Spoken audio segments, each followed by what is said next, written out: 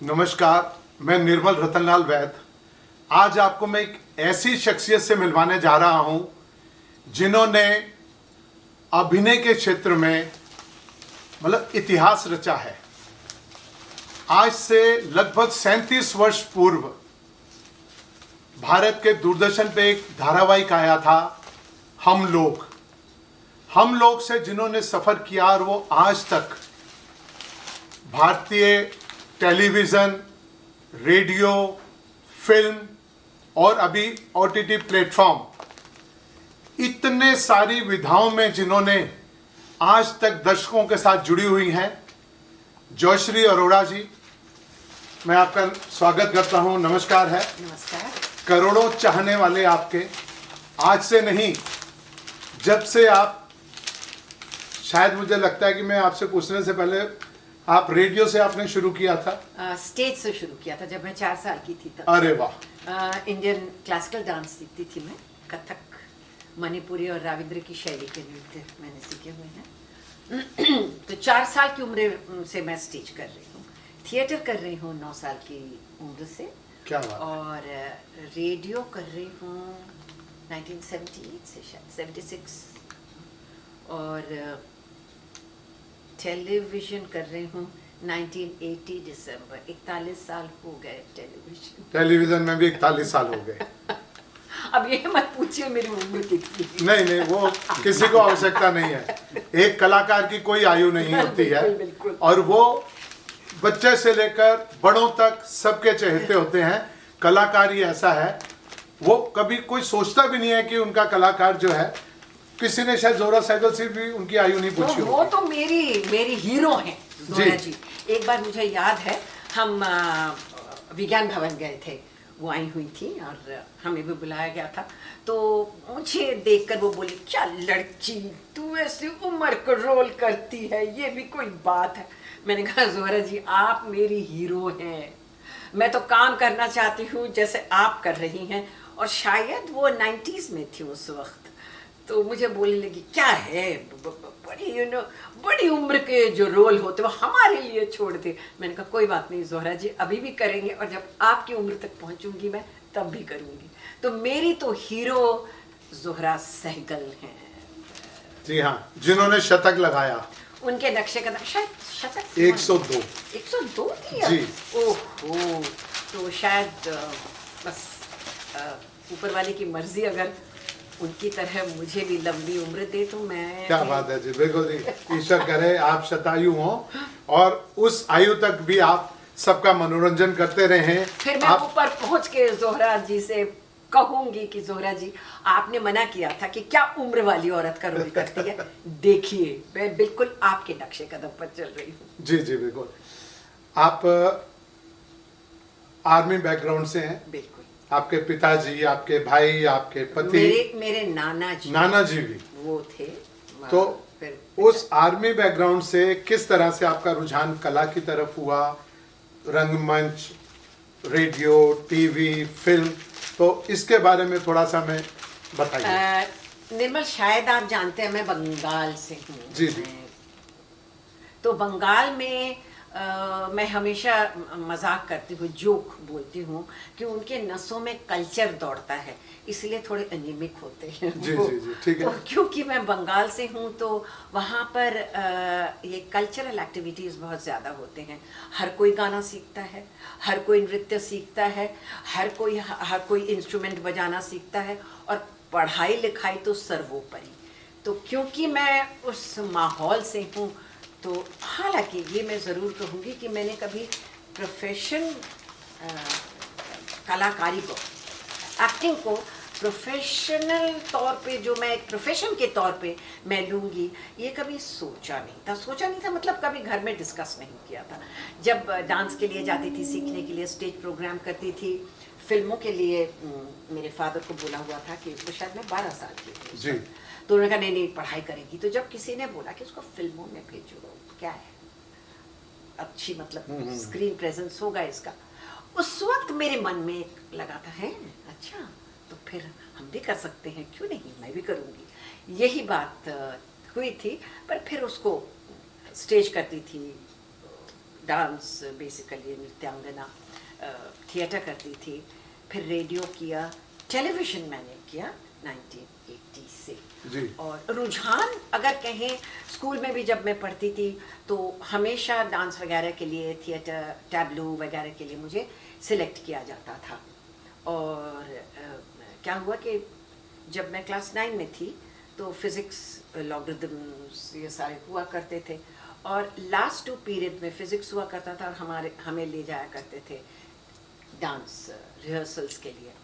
तो जब रिहर्सल्स नहीं होते थे शुरू फर्स्ट क्वार्टरली में, जिस सब्जेक्ट में, फिज़िक्स में मुझे नंबर मिला था 79%, और उसके बाद जब मैं 2 क्लासेस मिस किया करती थी, और रिहर्सल्स के बाद जब मेरा सेकेंड टर्म आया तो उसमें मुझे 3 नंबर मिले। तो ये हिसाब किताब हो गया। अच्छा। रुझान उस तरफ थी तो पढ़ाई नहीं किया, बहुत डांट पड़ी, तो by the time final exams अच्छे नंबर ले आई थी मैं। बिल्कुल ठीक है। फिजिक्स में आज भी मुझे कैलकुलेशंस थोड़े डरती हूँ मैं। इंटरेस्ट जिसको कहते हैं, ब्याज, सरल ब्याज, क्या चक्रवृद्धि ब्याज। हाँ, compound interest, arithmetic fine, but geometry और ट्रिग्नोमेट्री और अलजेब्रा वो 60% टाइप, बट पाइथागोरस वो अभी भी मुझे समझ नहीं आती। मुझे मैं बीच में एक अलग से ये बात आई है, हाँ। तो मैं एक बात पूछना चाहता हूँ, बहुत स्टूडेंट से भी पूछता हूँ, हम इतने सब्जेक्ट पढ़ते हैं, क्या सच में उनकी जरूरत है? क्या वो जीवन में हमारे आगे काम आते हैं कभी? नहीं, देखिए, मैं निर्मल आपसे एक बात कहूंगी कि मैं पढ़ाती थी, अभी भी पढ़ाती हूँ जी। Teaching is my first love, मैं बताऊँ। बिल्कुल, आप अध्यापिका रही हैं। बिल्कुल। तो कभी ना कभी पढ़ाई कभी बर्बाद नहीं जाती है, कभी ना कभी काम आ जाता है। क्योंकि मैं बताती हूँ तुम्हें, मेरी स्कूल लाइफ है 5 साल 3 महीना, 5th 6th पढ़ी, 6th से 8th डबल प्रमोशन मिला, कलकत्ता में सालाना एनुअल एग्जाम्स होते थे दिसंबर में, जबलपुर में होता था अप्रैल में, तो मुझे नेचुरली प्रमोटेड टू क्लास 8 जब लिखा हुआ था, तो क्लास 8 में मुझे भर्ती किया गया।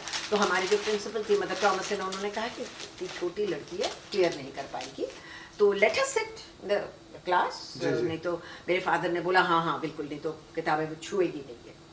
तो वो 3 महीने जो जनवरी में मैं गई, फरवरी, मार्च, अप्रैल 3 महीने रही, किताबें जो पढ़ाई होती थी, मैं वही extra curricular activities, dance, drama, इसमें बहुत सक्रिय रही मैं। और मैं we were distinctly I remember, we were 48 students, 48 student थे, और उनमें मैं 11th मेरा पोजीशन था। तो फिर वो मुझे डिटेन नहीं कर सकते थे उस क्लास में, अगले क्लास में 11th था।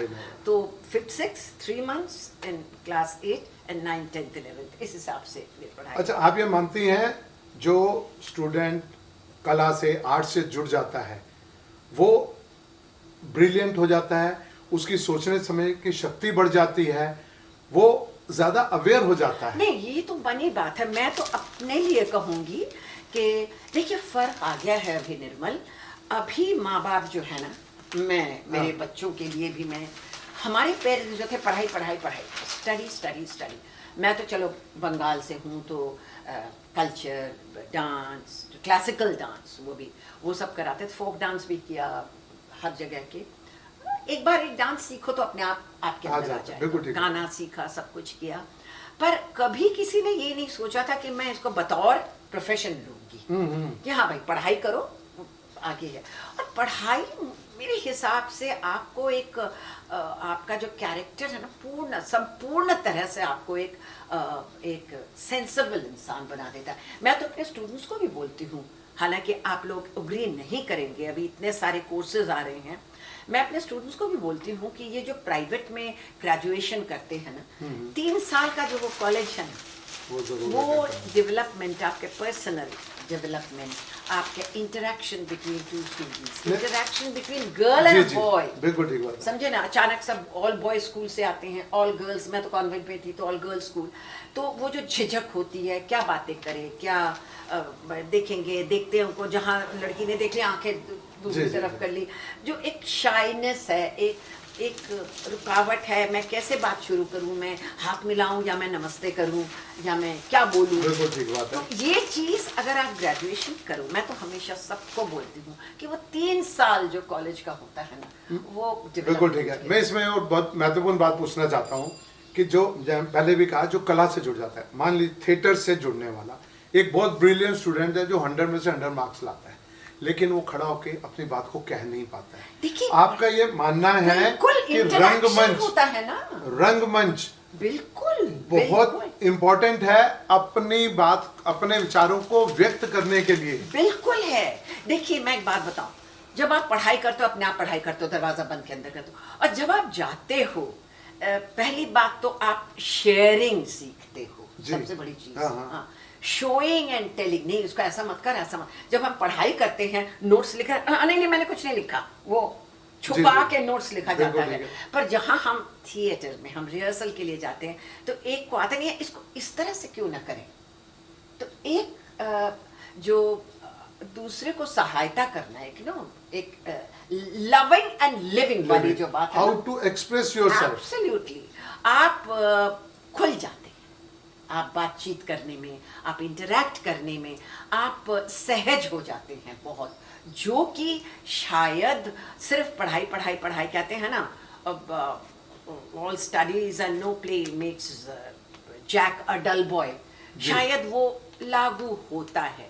मैं तो कहूँगी चाहे आप थिएटर, आप इसको अपने अपने अपने रोजगार का जरिया ना भी बनाओ, पर डेफिनेटली एक स्टेज में जाके बोलना, अपने अपने अभिव्यक्ति जिसको कहते हैं वो करना, और कैसे बात करेंगे, जब आपसे सवाल किया जाएगा उसका जवाब कैसे देंगे। अब आप आए हैं, आपने कहा कि जी इंटरव्यू करना है, कहा ठीक है, कोई आपने कहा तो नहीं था ना हम आपसे ये सवाल पूछेंगे, ये सवाल पूछेंगे, ये सवाल पूछेंगे, ऑन स्पॉट बातचीत हो रही है। क्योंकि मैं पता, जब मुझे लिखा कुछ आता ना, मुझे स्क्रिप्ट याद आती है कि कैमरा ऑन होगा, मैं कोई और किरदार निभा रही हूँ, तब स्क्रिप्ट मुझे बहुत अच्छा लगता है। पर आम जिंदगी में बातचीत करने के लिए वो स्क्रिप्टेड वर्जन मैं बिल्कुल पसंद नहीं करूंगी, क्योंकि आप क्या पूछ रहे हैं, या तो मेरे बारे में पूछेंगे, या मेरे करियर के बारे में पूछेंगे, या मेरे आस पड़ोस, मेरे परिवार के बारे में पूछेंगे, या देश में क्या हो रहा है उसके बारे में। जी जी बिल्कुल, ये तो सारे मेरे पर्सनल ओपिनियन है ना, तो इसका मैं आपके पढ़ के क्या बोलूं। आप शायद बोलेंगे ये ठीक है, मेरे लिए वो सही नहीं है, मैं बोलूंगी नहीं ये ऐसा नहीं है, ये ऐसा है। तो अपने आप को व्यक्त करने के लिए मैं कहूंगी रंगमंच एक बहुत खूबसूरत जरिया है। हर, जैसे मैं कहती हूँ कि हर भारतीय को 3 साल फौज में रहना चाहिए, डिसिप्लिन, वक्त की कदर करने के लिए, उसी तरह से हर स्टूडेंट को रंगमंच में अभिनय करना चाहिए, कम से कम जुड़े रहना चाहिए। मिडिल स्कूल में जरूर करना चाहिए, 6-7 बिल्कुल बिल्कुल। मैं तो देखिए मैं बताऊं, 6-7 इसलिए करना चाहिए, जब बच्चे रहते हैं ना नर्सरी में, केजी, वहां पर उनका अधिकतर स्टोरी टेलिंग होती है, बॉडी लैंग्वेज सीखते हैं। मैं बताऊं आपको, सेंट थॉमस में मुझे यात्रिक की जो फाउंडर थी मिसेस माइकल, वो मुझे भेजती थी टॉडलर्स को स्टोरी, पिक्चर कॉम्पोजिशन पढ़ाने के लिए, और बातचीत कैसे, you know, hi the mountain are so scared and you know what I told, no you will not do, no you will, नहीं करोगे। तो एक जो बॉडी लैंग्वेज जो है ना बच्चा सीखता है, जो कॉन्फिडेंस आता है, शीशे में खड़े होके वो अपने आप फिर करना शुरू कर दे। किसी बच्चे को चुप के देखिए, फिर बोला, या तो अपनी माँ की नकल करेंगे, अपने पापा की नकल करेंगे, भाई बड़े भाई बहनों की, या टीचर की नकल करेंगे। बाजार में जाते, मेरी बेटी जब छोटी थी, वो शिलोंग में रहते थे हम, तो वो करती, स्कूल से आके अपना होमवर्क वगैरह कर लिया, और फिर ना वो संतरे बेचने आते थे ना शिलोंग में, बातचीत थोड़ी दूसरे, हिंदी भी थोड़ा उस वक्त बात में करूँ तो इठू 5 रुपया, इठू 2 रुपया, बिल्कुल उनकी तरह नकल करती थी वो, अपने खेलती थी वो इस तरह से। तो स्टेज एक बहुत बड़ा और बहुत खूबसूरत जरिया है कि आप अपने आप को समझें, दूसरे को समझें, और इंटरेक्शन कैसे होगा, अपने आप अपनी मन की बात को जाहिर करना। इसीलिए हमारे यहाँ नाट्य शास्त्र लिखा गया। बिल्कुल बिल्कुल, पंचवेद बोलते हैं जी तो हम। और भारत में जिंदाबाद। बिल्कुल जी। तो इसमें तो कोई शक नहीं है, बिल्कुल। मैं तो कहूँगी आपके बच्चों को, और अभी तो पेरेंट्स इतना इतना इंटरेस्ट लेते हैं। हमारे टाइम पे मुझे अभी भी याद है जब मैं डांस सीख रही थी, जब मुझे सिखाया जा रहा था, जी। छोटी थी, 7-8 साल की रही होंगी, तो मेरी मौसी ने आके कहा, मेरे मम्मी के मामा नाना जी से जी, कहा जी। कि हमें तो आप नाराज होते थे जब हम थोड़ा गाना सुनते थे, डांस करते थे, और इसे आप साथ ले जा रहे हो, गाड़ी में छोड़ने जा रहे हो, लेके आ रहे हो। तो उन्होंने कहा वक्त वक्त की बात है। ठीक बात है। उस वक्त वो नहीं मानते थे, अभी मानते। आप मानेंगे पहले, आज से मे बी 50 साल पहले, आई डोंट रिमेम्बर, आर्मी में जो, जैसे मैं I am N army officer's wife, जब मैंने फिल्म में जाना अलाउड नहीं था। अच्छा जी। हाँ, नहीं था, तब था नहीं, स्कूल में पढ़ाओ, नॉट शोबिज। पर अब देख लीजिए आप, अभी तो हम अभी भी कर रहे हैं। अधिकतर हीरोइनें आर्मी ऑफिसर्स की बेटियां हैं। हाँ, अब बेटियां का मुझे पता नहीं है, पर मुझे याद है कि मेरी मम्मी की जान पहचान की, मतलब पुष्पा हंस हुआ करती थी, वो जी। कर्नल कोचर की वाइफ थी, वो हाँ। बात किया करती थी। वो इनफैक्ट मुझे बोलती थी कि बहुत अच्छा है, देखो तुम, you are an army officer's daughter, an army officer's wife, and तुम कर रही हो। 2010 में आई लॉस्ट माय बिल्कुल, मदर, तो उससे पहले शायद आप भी मिल चुके हैं। हाँ, मैं मिला हूँ आपकी माता जी से। जब हम शायद रहते थे पंडारा रोड भंडारा में, में। जी। तो उन्होंने कहा कितनी अच्छी बात है, देखो उनको छोड़ना पड़ा, she couldn't pursue her career. जी। अभी आपने इतनी विधाओं में काम किया, जी, आप आज भी कोई भी आ जाए, रेडियो की भी आप क्लास ले लेती हैं, वर्कशॉप ले लेती हैं, थिएटर की भी वर्कशॉप ले लेती हैं, कर भी रही हैं, टीवी में, फिल्म में। आप क्या देखते हैं कि इतने सालों में, पिछले 50 सालों में जो परिवर्तन आया है इस पूरे मीडिया में?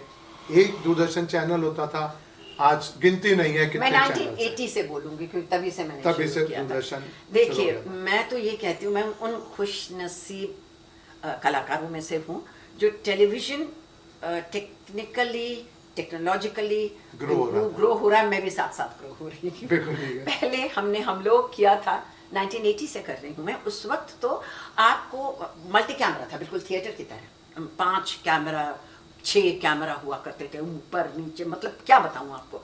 और आपको सारे डायलॉग्स याद करने होते थे, और थोड़ी मुश्किल थी, हम कहाँ देखें, हम इधर देखें, इस तरफ देखें, कहाँ देखें हम। हाँ। तो क्योंकि मैं स्टेज से थी, तो एग्जैक्टली स्टेज, जैसे आपसे बात करना है तो कर रहे हैं। हाँ। जो अगर मेरा रिएक्शन लेना, कैमरा घूम के यहाँ आ जाएगा जी। और वो Reaction क्या कहते लेगा। हैं, रिएक्शन ले लेगा। और बीच में कट नहीं होता था, ठीक बात। कंटिन्यू करते, तो हाँ। कट होने से फिर शुरू से वो होता वो था, एडिटिंग recording। प्रोसेस नहीं था। तो उस वक्त होता था एडिटिंग, जाके करते, एडिटिंग रूम में करते थे एडिटिंग, क्यों नहीं करेंगे। पर फिर से, मतलब मान लीजिए आधे घंटे का काम हो गया, फंबल कर गया कोई, कुछ हो गया, फिर कहाँ से वो चिपकाएंगे, वो मुश्किल। उसी को एडिटिंग हाँ, कर नहीं, editing- वो म्यूजिक डालते थे, हाँ, कुछ करते बाकी थे। इफेक्ट्स डालते एडिट तो थे। तब भी होती थी। हाँ। एडिट तब भी, एडिट कभी शायद मुझे लगता है फिल्मों में पढ़ रही थी उस दिन मैं, वी शांताराम जी जब डॉक्टर खोटनिस के अमर कहानी कर रही, तो उसमें उन्होंने एडिट अलग-अलग शॉट्स लेके किया, उसमें किया था। नहीं तो पूरा गाना एक ही हाँ, टेक में इसमें किया जाता था, हाँ, बहुत सारी फिल्मों में उन्होंने किया था, तो इसमें भी होती थी। और जो ऑडियो का सबसे मतलब बूम लगाया जाता था ऊपर, और लंबी तार पूंछ की तरह लगी रहती थी।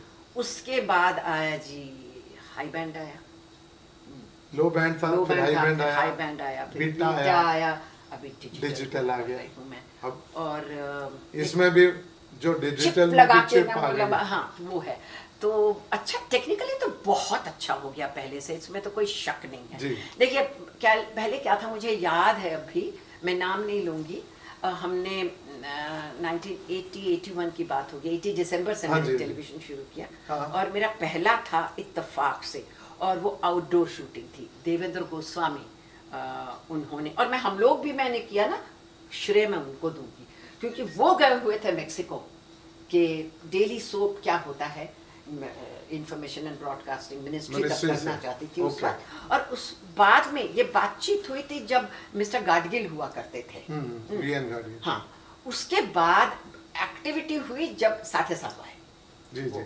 क्योंकि मुझे अभी भी याद है कई बार फंक्शंस में मैं जाती थी, छोटी सी लड़की, उसको अम्मा बना दिया। और तू ऐसे तो इतनी हंसती है जयश्री, वहाँ क्यों रोती? मैंने कहा मैं क्या करूँ, मुझे रुलाती है इसीलिए मैं रोती हूँ, मैं रोना पसंद नहीं करती हूँ। तो तब जाके मिस्टर गोस्वामी गए हुए थे मेक्सिको, और वहां से उन्होंने सारा वो सोप ऑपरा क्या होता है नहीं होता है, क्योंकि मैं ऑलरेडी उनके साथ काम कर चुकी थी और दिल्ली में भी मेरा काम इन लोगों ने देखा था और बोलते ये कौन है नई एक्टर आई हुई है, जालंधर से, जालंधर दूरदर्शन से मैंने शुरू किया। तो देवेंद्र गोस्वामी ने मेरा नाम सजेस्ट किया था कि आप बना रहे डेली सोप, पता कर लीजिए। किससे पता था कि मैं माँ का रोल करूंगी उसमें? I was in my 20s, आप लोगों को तो पता है। और मैंने 42 साल की, मतलब बिटवीन 20 एंड 30 में मेरी उम्र थी और मुझे रोल दिया गया है 42 साल की 42 से और कहाँ तक गया आपका रोल?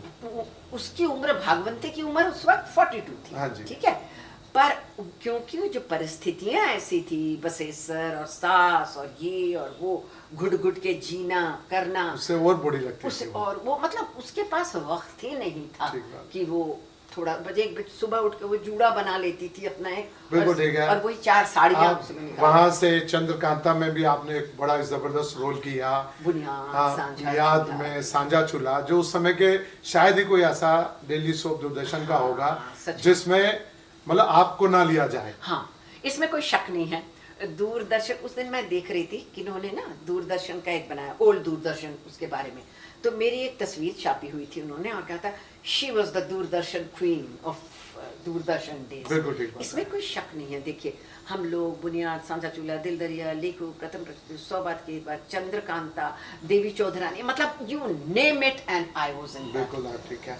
उसके बाद में आपका सफर बड़े पर्दे पर शुरू हुआ। उन्हीं दिनों में हम लोग खत्म नहीं हुआ था जब मैंने दाता फीचर फिल्म थी, संजय दत्त की माँ का रोल, ना मिठुन की माँ, उसके बाद संजय दत्त के साथ 85 नवंबर में शूटिंग शुरू हुई थी दाता की जी। और 89 में वो, तब तो ऐसे ही मैं तो मिस्टर सुल्तान अहमद को बोलती थी कितना टाइम लगाते हैं आप लोग, हमें बिठा देते हैं, तो मुझे बोलते थे मोहतरमा मत बोला कीजिए ये सब। मैंने कहा नहीं, बोलना क्या, पैसे की बर्बादी, टाइम की बर्बादी, तो लगता था।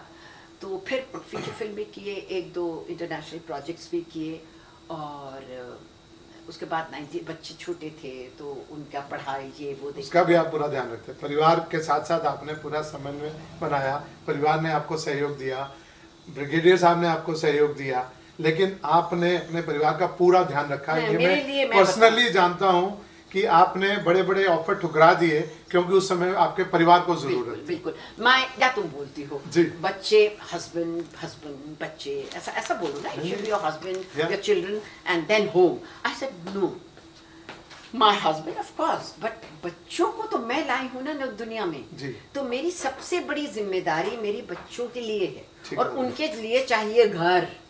और नेचुरली मेरे हस्बैंड उनके पापा हैं तो घर वगैरह तो घर तो वही देंगे ना जहाँ मैं अपने बच्चों के साथ बच्चों का ध्यान रख सकती हूँ। मैं एक बड़ी इंपॉर्टेंट बात, क्योंकि आप बहुत ही सजग नागरिक हैं, पूरे समाज में जो घट रहा है उसके बारे में भी आप सोचती हैं और आप बोल्डली बोलती भी हैं। आप कहीं भी जाके आपको किसी भी विषय पे बात की जाए, हमारी फिल्मों में जो परिवर्तन आया, पहली फिल्म जो साइलेंट इरा की फिल्में भी थी, राजा हरिश्चंद्र, उसके बाद वाली भी धार्मिक फिल्मों से हमारा सफर शुरू होता है। बिल्कुल। आज़ादी के समय आज़ादी के ऊपर फिल्में बनती हैं, आज़ादी के बाद भी समाज में जो घट रहा है वो फिल्मों में आया और उसके बाद अंडरवर्ल्ड का एक बहुत बड़ा रोल प्ले हुआ हमारी फिल्मों में, जिसमें हिंसा और इस तरह की चीजें जो दिखाई गई, दरिंदगी जी, बहुत बड़े पैमाने पर दिखाई गई।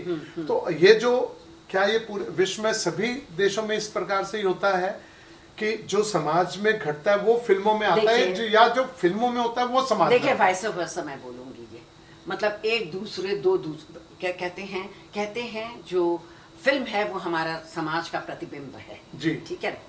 अगर हमारे समाज का प्रतिबिंब है तो फिल्म वालों को ऐसे फिल्में बनानी चाहिए जो कि समाज सुधर सके, ये बोलूंगी मैं।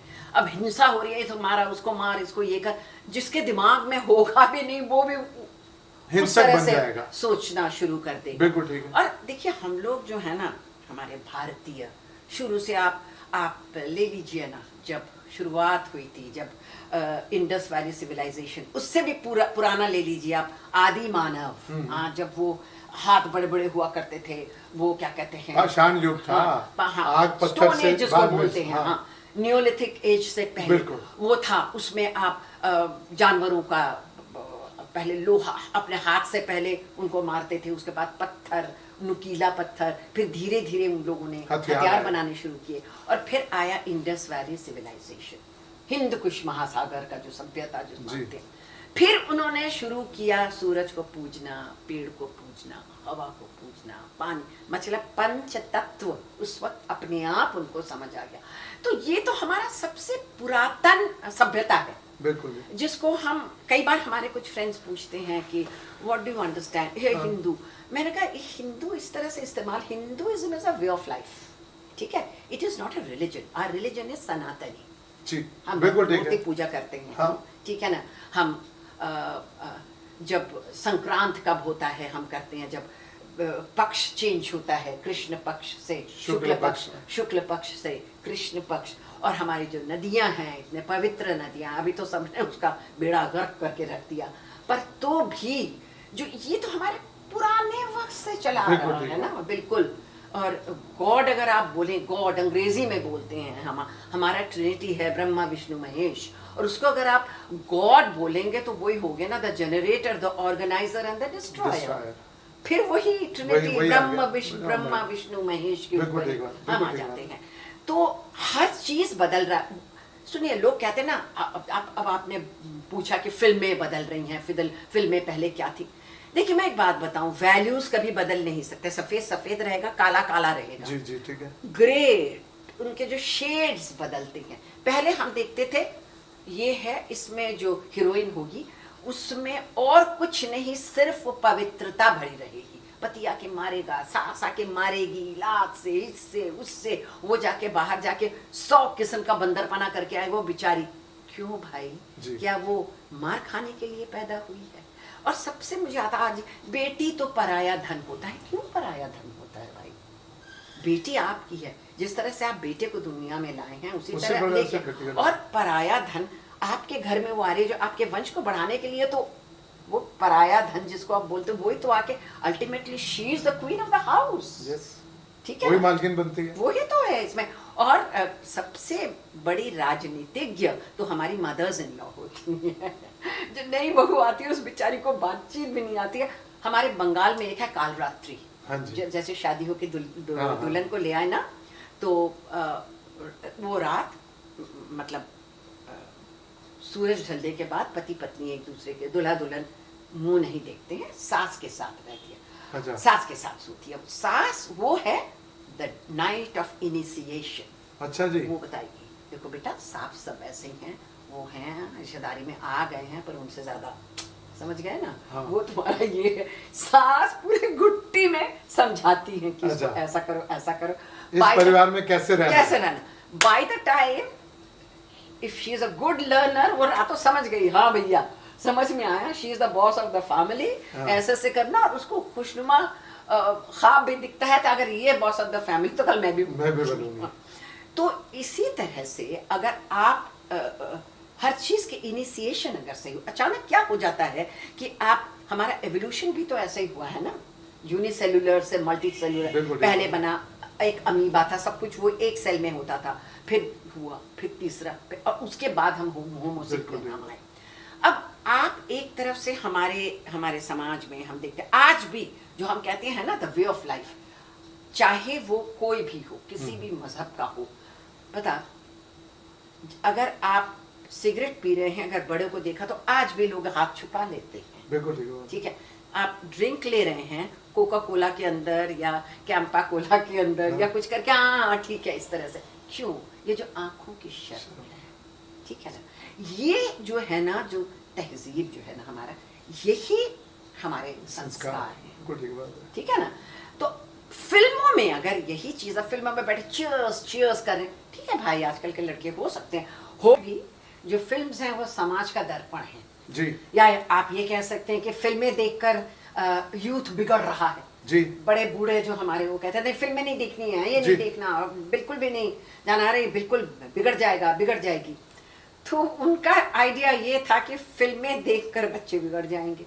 और कईयों का कहना मैं भी मानती हूँ कि जिस जिस दौर से, जैसे आपने बताया, जिस दौर से जब आज़ादी, जैसे आपने कहा, अब देखिए मैं तो पोस्ट इंडिपेंडेंट, पोस्ट गणतंत्र की पैदाइशी हूँ, तो इसलिए मैं कह नहीं सकती हूँ। मैं तो, मेरे लिए फिल्में जो हैं वो सब ईस्टमैन कलर्ड ये वाली फिल्में हैं। जी जी तो पर जब जब होश संभाला, जब इंटरेस्ट आया फिल्म्स देखने का, और फिर टेलीविज़न जो आ गया उसके बाद, तो हम कंपेयर कर सकते थे ना, गाने क्या पहले थे, पहले गाने कैसे हुआ करते थे, एक ही जगह खड़े होके, सुहानी रात ढल चुकी ना जाने तुम कब आओगे, मतलब गाना ही सब कुछ था। जी जो गाना हम स्क्रीन पे देख के जितना खुश नहीं होते थे, कान से सुन के, मतलब वो अगर गाना आप देखें, ठीक है। और उसके बाद आप जहाँ जो फिल्में देखी आप, जैसे ले गई दिल गुड़िया जापान की, तो वो विजुअली बहुत खूबसूरत था।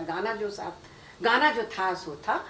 यहाँ से हमारे यश चोपड़ा ने जो शुरू किया बाहर की फिल्मों का, स्विट्जरलैंड को एकदम हेवन बना दिया, बिल्कुल ठीक बात है। क्योंकि तब लोग भी बाहर जाने, लोग भी ग्लोबल बन रहे थे, तो फिल्में भी ग्लोबल बन रही थी। क्या हुआ उससे कि जो बाहर के, जो फॉरेन कंट्री के जो जो जो लोकेशन, जो लोकल, वो सारे हमारे आंखों के सामने, वो 3 घंटे हम दुनिया की सैर कर लेते हैं। हाँ, मुझे याद है, बहुत छोटी थी मैं, स्कूल में थी जब वो एक गाना था, दुनिया की सैर कर लो, अराउंड द वर्ल्ड इन $8। हर जगह दिखाया गया था। हमें लोगों को लगता काश हम यहाँ जा पाते, काश हम ये कर पाते, इस किस्म की चीजें। तो क्या है कि आजकल, पहले सेंसरशिप बहुत हुआ करती थी, अब ओटीटी में तो है नहीं। देखिए, आपने ओटीटी में, थोड़ा हट के बोल रही हूँ, ओटीटी आ गया, बहुत अच्छा हुआ, ठीक है ना। और खासकर जो एक्टर्स जो नॉर्मली बड़े स्क्रीन में नहीं कर सके, हमारे तो एक सबसे बढ़िया एक्टर हैं पंकज त्रिपाठी, क्या कमाल के एक्टर हैं ओटीटी में। मतलब उनको जहां उनका नाम आता है तो मैं वो ओटीटी उसमें तो वो मैं देखती हूँ। बिल्कुल ठीक है। और इतने आसानी से डायलॉग्स बोलते हैं, लगता है मतलब जो है ना, एक्टिंग इज नॉट एक्टिंग, जो असली चीज है।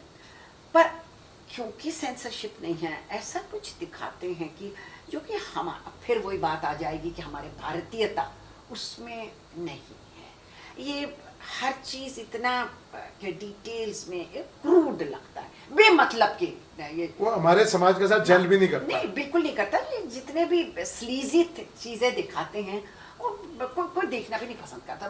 मैं सोचती हूँ उसके लिए ना एक अलग किस्म का सोच होना चाहिए, जो वो सब नहीं। उसी प्रकार से कि आप जो हम सीरियल देखते हैं, जो बालाजी की सीरियल है, उसमें जो स्त्री का चित्रण हो रहा है, क्या आप उससे संतुष्ट हैं? नहीं जी, देखिए एक बात बताऊं, सीरियल अभी हमने खत्म किया एक सीरियल, टीआरपी नहीं था, पर मैं सच कहती हूँ उतना बढ़िया सीरियल आजकल बहुत कम देखना। अब वो टीआरपी के लिए उन्होंने काफी, मतलब ये वो ऐसा कुछ किया, पर जब शुरुआत हुई, सब सतरंगी, उसका नाम गुलदस्ता रखा हुआ था उन्होंने पहले, इतनी खूबसूरती से वो शुरू है, पर नॉर्मल, ना तो मेकअप, ना तो तड़क भड़क, आपस में एक आंगन है, लखनऊ का लोकेशन लखनऊ का बताया गया था, इतनी खूबसूरती से उसको किया, जो सौरभ तिवारी डायरेक्टर ऑल्सो, बहुत मजा आया करके। पर क्या है कि आजकल एक तो टेलीविजन के लिए और सबके लिए, जो टीआरपी है ना, टेलीविजन रेटिंग पॉइंट, वो क्या जो है मुझे नहीं समझ आती है, क्योंकि मैं तो जब कर रही हूँ तो वो सब कुछ था ही नहीं, ठीक है। तो क्या है कि जो फिल्में हैं वो शायद लोगों का टेस्ट भी बदल रहा है। होलसम खाना, कई लोग होते हैं ना कि घर का होलसम खाना पसंद करते हैं, कई लोग पिज्जा बर्गर पसंद करते हैं, तो इसलिए सबके लिए केटर करने के लिए शायद ऐसी फिल्में बन रही हैं। अब ऋषिकेश मुखर्जी, बासु भट्टाचार्य, बासु चैटर्जी, विमल रॉय, ये भी तो फिल्म बनाते थे ना, समझे नहीं आप? बावर्ची ले लीजिए आप, आनंद ले लीजिए, जो होता है, बावर्ची ले लीजिए, आनंद, नवहराम ले लीजिए आप, जितने भी फिल्म, मिली ले लीजिए, वो तो समाज का दर्पण, बिल्कुल समाज का दर्पण था। पर कुछ चीजें ऐसे दिखाते हैं, मुझे लगता है कि जो बेचारा रिक्शा वाला हो, जो भी ड्राइवर, सब थक हार के जब वो जाता है, नई फिल्म आती है, तो वो कुछ रोजमर्रे की जिंदगी से हट के कुछ देखना चाहता है, और वो उस फिल्म में अपने आप को हीरो समझता है। तो हीरो हम भी कर सकते हैं, हम भी ये हो सकते हैं। वो भी एक दौरा एंग्री यंग मैन का, हर नौजवान हमारा एंग्री था समाज से, जो परिस्थितियों से लड़ने के लिए, तो वो अमिताभ बच्चन के द्वारा वो चित्रित मतलब ये किया गया। जो कि एंटी एस्टैब्लिशमेंट जी। जिसको कहते हैं ना, जो है, तो उस सब दौर पर मेरे हिसाब से मैं समझती हूँ कि अगर हम जिन फिल्मों का नाम मैंने 2 बीघा जमीन वगैरह जो मैंने बिल्कुल है। बाद में तो अभी देखा सब, अभी हाँ। मैं देखती हूँ सब फिल्में। एक चैनल है क्लासिक, जी जी क्लासिक, क्लासिक। उसमें तो कमाल कमाल की फिल्में दिखाते हैं, जी, तो जी, जी। वही देखते हैं। मैं अपने बच्चों को बोलती हूँ कि देखो भाई, ये this is actually Hindi film industry. बिल्कुल ठीक बात ठीक है। है, आप देख लीजिए, मैं कंपेयर कर रही थी संजय लीला भंसाली का देवदास और बिमल राय का देवदास में। सो यू सी, बिल्कुल जैसे कहानी में है, लग रहा है हम। मैं तो बहुत पढ़ती हूँ, और जी, जी। शरद चंद्र, बंकिम चंद्र, टैगोर, तो और साथ में हमारे जयशंकर, कृष्णचंद्र, मतलब मैं बहुत साइंस के स्टूडेंट रही हूँ, पर लिटरेचर से मेरा बहुत लगाव है। तो ये चीज़ें जो है, ये हमारे फिल्म मेकर्स को सोचना चाहिए। अब उस दिन मैं देख रही थी धूल का फूल, तो वो समाज के लिए बहुत बढ़िया एक फिल्म बनी थी। बिल्कुल, बिल्कुल। तो जहाँ, और मैं समझती हूँ सिर्फ फिल्म मेकर ही क्यों, हम एज एक्टर्स, जो एक्टर्स का हमारा जो कॉम है, हमारे कंधे पे एक सोशल रिस्पॉन्सिबिलिटी बहुत है। बिल्कुल ठीक बात है। ठीक है ना। अब नुक्कड़ नाटक करके अगर हम लोगों को जागरूक कर सकते हैं, तो फिल्मों से क्यों नहीं कर सकते? और अच्छे तरीके से कर अच्छी सकते हैं। तरह और से पिछले दिनों कुछ फिल्में भी आई हैं अक्षय कुमार की, बिल्कुल पैडमैन जैसी फिल्म। कोई सोच सकता था कि सैनिटरी नैपकिन के ऊपर फिल्म बनेगी? नहीं, इसमें कोई शक नहीं है। और उसी ने बच्चन पांडे बनाया, मतलब हाँ। वो तो फिर एक्टर के ऊपर वो लगा, कर लेकिन जाता नहीं, है ना। उस हाँ। समाज की उस हाँ। बुराई के जो ऊपर टॉयलेट एक प्रेम कथा, टॉयलेट एक प्रेम कथा, कितना सच बढ़िया। बात है। हाँ, यही मैं बोलती हूँ कि जब फिल्म मेकर, जो अब कुछ हटके भी फिल्म आती है, जैसे बधाई दो, आप क्या कहते हैं, थर्ड और लेस्बियनिज्म, और इसको ये भी है कि समाज का अंग ही है। उनसे पूछिए क्या प्रॉब्लम है, व्हाट इज द हार्मोनल, जो है ना, ये जो इसको सब मजाक उड़ाने की जरूरत नहीं। कुछ लोग हैं ऐसे, उनको एक्सेप्टेंस तो चाहिए ना। बिल्कुल ठीक बात है। और बहुत बढ़िया फिल्म थी। Let's accept, we all are adults भाई। एडल्ट्स का मतलब ये नहीं है कि हम स्लीजी सीन्स देखें, वो क्या हो रहा है बेडरूम के अंदर, क्या हो रहा है, तो क्या मतलब, वो कोई जरूरत नहीं है। हमारे समाज में जो कुरीतियां हैं, उनको हटा, हर कोई को एक्सेप्ट करो भाई। ये रेप, मर्डर, बीवी को, बहुओं को जलाना, इससे तो 100 दर्जे अच्छा है बधाई दो टाइप फिल्म। एक्सेप्टेंस जो है बिल्कुल ठीक निकाले बात ना। है। यही चीजें हैं। तो फिल्म मेकर के ऊपर डिपेंड करता है। और मैं समझती हूँ कि क्या कहते हैं, एक्टर्स के ऊपर भी बहुत हम करेंगे, ऐसे मीनिंगफुल फिल्में करेंगे, बिल्कुल ठीक है। तो वही वाली बात हो जाती है। चलिए जी, बहुत बहुत धन्यवाद। हम चाह रहे हैं कि और अच्छी फिल्में बने, समाज का को एक दिशा दें। इसीलिए तो सामाजिक फिल्म कहते हैं ना, कुछ फिल्में जो सामाजिक, जो पूरे परिवार के साथ देख सकते हैं और एंजॉय कर सकते हैं। एक मुझे याद है, बहुत छोटी थी मैं, हमने देखा था क्या क्या घर घर की कहानी या कुछ था, उसमें नीतू सिंह थी, बलराज साहनी, वो क्या, आज यूट्यूब आके तो बहुत फायदा हो गया, आप देख सकते हैं। उसमें वो बच्चे किच करते हैं कि हम पिकनिक में नहीं जाने दे रहे हो, हमें ये नहीं लेके दे रहे हो, तो बलराज साहनी जो बोलते ठीक है तुम घर चलाओ करके वो पैसे देते हैं कि इसमें तुम्हें घर चलाना पड़ेगा। 15 दिन में पैसे गायब, ना तो टिफिन मोड़ा ना कुछ। मतलब ये कि बच्चे सोचते हैं हमारे माँ बाप, हाँ, हम जो चाहते हैं हमें देते नहीं हैं। पर एक बार उनकी बी इन देयर शूज, तब पता चलेगा कि कितने धान में कितने चावल, वही वाली बात। कितने पापड़ बेलने। हाँ बिल्कुल, इसमें कोई शक नहीं है, बहुत पापड़ बेलने पड़ते हैं। तो मैं समझती हूँ कि बन रही है, कुछ बहुत अच्छी फिल्में बन रही हैं हमारे, इसमें कोई शक नहीं है। सोशल सब्जेक्ट के हाँ, ऊपर बन रही हैं। पर क्या है कि इतनी बड़ी इंडस्ट्री है, इतनी सारी फिल्में बनती हैं, तो कुछ अच्छी होंगी, कुछ बराबर होंगी, कुछ थोड़ी ऐसी होंगी, पर सबके चॉइस के लिए बनती है ना। तो बस वही बात, देशभक्ति की फिल्में बन रही हैं।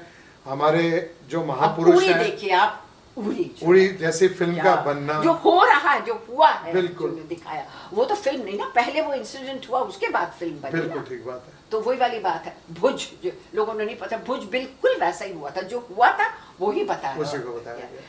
तो एक जमाना था कि आर्मी ऑफिसर्स को सिर्फ बताते कि जीप चलाते हैं और दारू पीते हैं और बंदूक निकालते हैं, वो तो है नहीं, हम लोग हंसते थे वो सब फिल्म देख के। हम लोग देखते थे, ये देखो देखो बाबा तो क्या बना है, ऐसे हंसते थे। ये मत जाओ ये सब देखने, शर्मीली और ये वो जो पर एक अच्छे फिल्म मेकर आ रहे हैं अच्छे सब्जेक्ट के ऊपर बना रहे हैं। My father always spoke about हकीकत। एक हाँ फिल्म जी, आई थी, बिल्कुल जी। बोलते इतना प्रहार तो मैंने देखा। हाँ, क्या नाना पाटेकर की खूबसूरत- प्रहार क्या खूबसूरत फिल्म। ओ हो। पूरी ट्रेनिंग सब कुछ उसमें दिखाया है। Everything and then Nana Patekar एक ऐसे एक्टर हैं जो टूट जाते हैं। बिल्कुल ठीक बात। कमाल के एक्टर हैं भाई, इसमें कोई चलिए शक जी, बहुत बहुत धन्यवाद। हम आशा करते हैं कि इसी प्रकार से और अच्छी फिल्में बने और समाज को एक नई दिशा दें, कला के माध्यम से लोगों का जीवन परिवर्तन हो और लोग कला के साथ जुड़े। बस इसी संदेश के साथ मैं जयश्री अरोड़ा जी का बहुत बहुत धन्यवाद करता हूँ। निर्मल रतनलाल वैद आप सबका हृदय से स्वागत करता है। नमस्कार, जय हिंद, वंदे मातरम। नमस्कार, जय हिंद, वंदे मातरम।